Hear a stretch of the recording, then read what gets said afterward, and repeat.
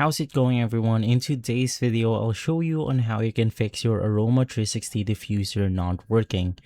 Now, of course, we have to try different solutions in order to fix the problem, and I've listed multiple ones in order to do this. Basically, the first one is by hard resetting the device itself. So you want to unplug the device and hold down the lowest intensity button on the remote, which is going to be this one. And basically from there, you want to plug it back in while holding for 5 seconds until the red light flashes. And from there, you have successfully hard resetted your device. Now, we could also try to clean the nozzle and internal components. Mineral and oil buildup can cause clogs, so you want to run the unit with a bottle filled with 90% isopropyl alcohol for at least 10 to 15 minutes to clear the atomizer.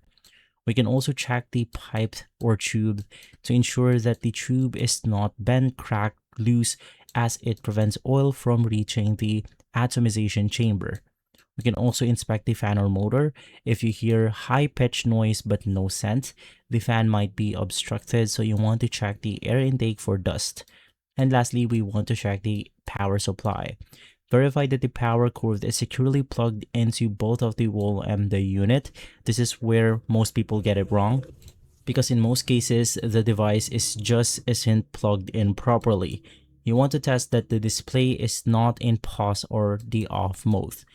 And so those are the ways in order to fix the problem. If this video has been helpful, leave a like, subscribe, and follow us for more videos like this. Thanks for watching.